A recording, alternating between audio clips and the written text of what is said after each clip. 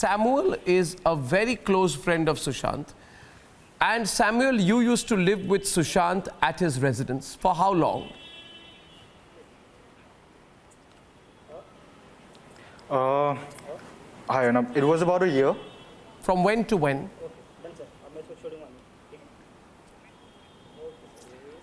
It was somewhere around October 2018 till June, July 2019. Why did you leave?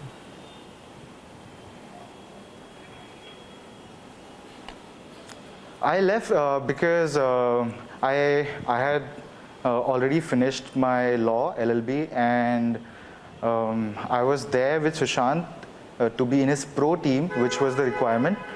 Sushant wanted a team which would help him to pursue his dreams. He had a list of about 150 dreams, and we all were from different backgrounds, different skill sets. One person was this director, one person was this editor, one person was this actor, and we all came together to help Sushant achieve these dreams.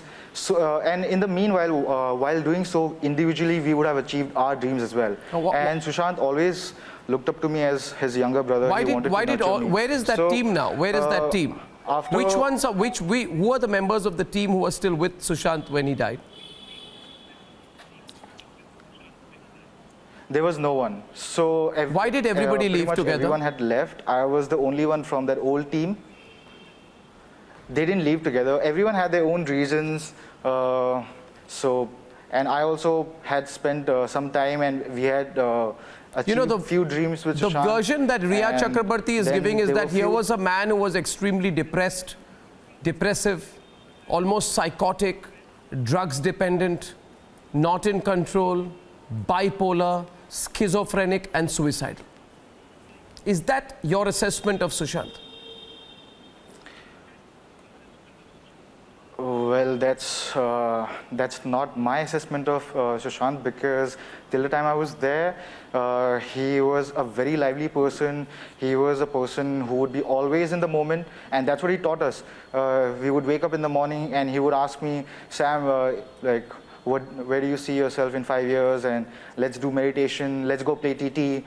Just play some happening music. Samuel, the version being given out by some self-styled counselors and psychiatrists coming out right now is that here was a man who was depressed, schizophrenic, bipolar, and Riya Chakrabarti was the only reason why there was some sense of balance in his life, and she was giving him necessary drugs. What is all this then? I'm completely unaware of this kind of version, because I have my own perception and my own way of understanding who Sushant was, and to be honest, he taught me so much, and till the time I was there, we were so happy. We were always happy. We were always in the moment. We would always look for another event, another happening event, something creative. We would just go read, and there was always something to do, and it would just not end.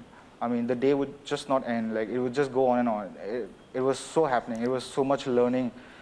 It was spiritual in a way, yeah, to be honest. So yeah. Viewers, Samuel, just a minute, please. Viewers, the reason I'm speaking to multiple people and I'm speaking to primary sources in the course of our investigation is that this whole theory manufactured that he's a man who's bipolar, depressed, schizophrenic, near suicidal, the kind of rubbish that is being pushed out, especially by the Mumbai police, is done to rest. Tell me, Samuel, did you try to contact anyone who was there after you heard of his death? Did you speak to Siddharth Pitani? Did you speak to any of the people who were there? I'm sure you knew them. Did you speak to them? I did try to contact everyone, to be honest. I called everyone I knew. And the only person I could get hold of on 14th was Neeraj, the house helper. Yeah. And he also gave me the version which is there in the media. And again, I mean, I uh, I can't just take their words, for sure. I mean, I really want a thorough investigation in this case because I'm also personally I really want to know what really went wrong, what happened. So You can't take I the... spoke to everyone. I mean, I tried speaking to everyone. I spoke to Neeraj. Did you speak to I Siddharth Petani? I can't take their Did you words speak to for Siddharth granted. Petani? I mean, I did call him. He did not pick up my call. I texted him. We exchanged few texts. I asked him, how are you holding up? Be strong. Because, I mean, right now there is a completely different version, and so I'm not aware of that. But as far as I knew, I had to ask him how he's doing, and he explained me what was happening. He had funeral. No, but that's no. One sec. He did not speak to you because he gave a very prepared statement with Riya Chakrabarti, and he ran away from my interview the last time that I spoke to him. I find that very strange. I find that extremely strange. Did you know Sandeep Singh during the time you were with Sushant? No, no, not at Sandeep all. Singh came on my program and said that he said, I am the closest friend Sushant ever had. May I ask you once again to remember? I'm sorry, you're breaking up. May I ask you once again to remember, do you recollect a man called Sandeep Singh? Yeah. Sandeep Singh? Does it ring a bell? No. Mahesh Shetty, does that ring a bell? Not at all, because no. Now tell me, Samuel, the reason, I'm sorry, Samuel. I mean, I've been following the news after the demise, but No, I don't know. I am asking you, Samuel. Yes. You stayed with him, you were close to him for over a year. This man came on my show, and by the way, Samuel, Sandeep Singh is the man who entered the house on the day of the crime. I call it a crime. He's the man who apparently helped take the body, arrange the ambulances.